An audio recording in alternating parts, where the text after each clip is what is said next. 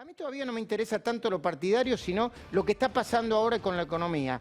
Javier Milei, ¿se va a una devaluación, sí o no? ¿O la pueden ir remando hasta noviembre, como decía el Financial Times? Buenas noches, gracias por esperarnos. ¿Qué tal, Luis? Un gusto enorme estar contigo. Mirá, la verdad es que es un nuevo capítulo de las tantas mentiras que nos regala regularmente el presidente Alberto Fernández. La realidad es que, mirá, las reservas netas de Argentina son negativas en 2.000 millones de dólares. Es decir, que ya se están usando los dólares de los depósitos para financiar la corrida.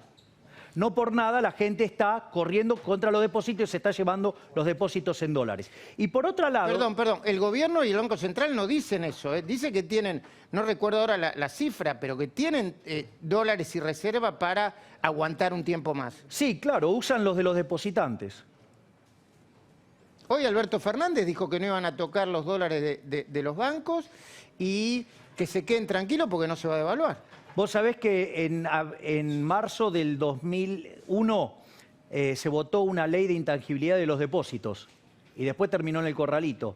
O sea, la verdad que yo no le creo nada a Alberto Fernández. O sea, de hecho, un día dice una cosa y al otro día se desdice. Es decir, es un gobierno que ha mentido sistemáticamente. Entonces, por ese lado está complicado, no le creo. Es decir, y de hecho el Banco Central está usando los dólares de los depósitos para financiar la corrida. Lo que pasa es que el nivel de liquidez en los bancos es tan exagerado que entonces vos podés hacer este tipo de cosas, pero la realidad es que ahí hay una cuestión de derecho de propiedad. Eso es por un lado. Y lo que decís de la devaluación, voy a ser un poquito técnico, pero es importante esto.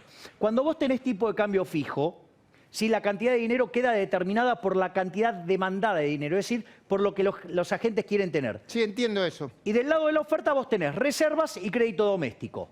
Si vos tenés déficit fiscal tremendamente grande y lo estás financiando con emisión de deuda, o sea que el crédito doméstico está explotando y vos querés mantener el tipo de cambio, ¿qué te pasa? Las reservas se te caen. De hecho, Argentina no tiene reservas. Porque los pesos van a comprar dólares. Así es. Entonces, ¿qué es lo que pasa? Inexorablemente va a terminar devaluando aunque no quiera. A ver, digamos, el mercado no le cree. Digamos, hoy todos los dólares financieros subieron todos, ¿sí? Entonces, y vos... El blue llegó a tocar casi 170, hoy está en 167. Entonces, nadie le cree a este gobierno. Y además, o sea, digamos, ¿te acordás la frase de Sigot del 82? El que apuesta al dólar pierde.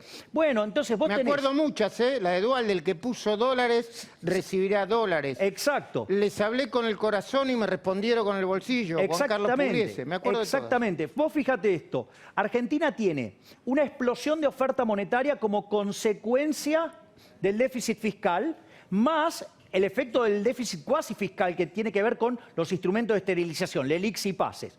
Por otro lado, la demanda de dinero se te desploma.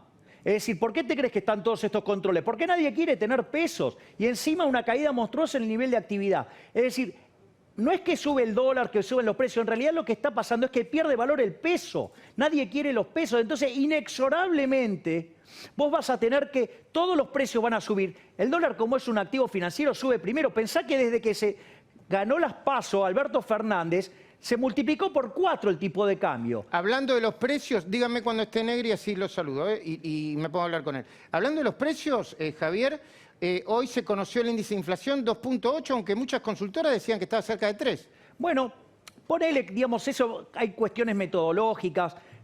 A mí, digamos, te diría que tanto no me impacta eso. Las decimales no te impactan. Claro, porque en realidad vos tenés despioles tan grandes en el resto de la economía que la verdad, digamos, ponerme a discutir un decimal, ¿viste? O sea, a ver, Argentina tiene que tener, para ser solvente y tener un plan creíble, un superávit primario de 2 puntos del PBI, tiene un déficit primario de 8. O sea, digamos, tengo 10 puntos de diferencia ahí y hay dos cosas más que quiero decir. Una es que vos tenés un problema de inflación reprimida, digamos, porque vos estás cursando porque lo único que se mueve en serio acá que es alimentos y bebidas, ¿sí? Y vos tenés el spread, o sea, la brecha de más del 100%. Quiere decir que todavía tenés para cargarle a los precios de alimentos y bebidas un 100% más. Y no solo eso, vos estás viendo la inflación que refleja solamente un 30% del índice, el 70% está en cuarentenado o pisado. Sí. Cuando vos mensualizás eso te da 10 y eso anualizado es 200. ¿Qué le dirías a los funcionarios de gobierno que dicen que la economía implosionó por la pandemia? que son unos mentirosos. El problema es la cuarentena, no es la pandemia. De hecho, Argentina, Diego, tiene la cuarentena más larga y más profunda del mundo. Y por eso Argentina está entre los 3 países que más va a caer su PBI. Además, en la propia Organización Mundial de la Salud ya reconoció que se equivocó. Y de hecho, acorde un trabajo que yo he mencionado, digamos, recurrentemente, de Barro, Ursúa y Wen, que analizan. Porque te acordás que la Organización Mundial de la Salud amenazó con que íbamos a una nueva fiebre española. Si nosotros hubiéramos ido a una nueva fiebre española, el PBI del mundo debería haber caído en crecimiento 7 puntos. La realidad es que estamos teniendo una caída parecida, pero con algo que fue 200 veces menor. Por lo tanto, acá el problema es la cuarentena. Y de todos los modelos de cuarentena, el peor del mundo lo hizo Argentina, básicamente porque no testeó. Y no testeó porque los testeos eran importados y de ahí no podían robar. Una última pregunta te hago. A vos, a otros, los denominan liberalotes, dicen, para hablar son fantásticos. Lo pones a gobernar, te chocan el tren. ¿Qué harías vos hoy con esta crisis? Bueno, lo primero que vos tenés que hacer es tener un acuerdo de los grandes jugadores, porque Argentina tiene un descalabro monumental.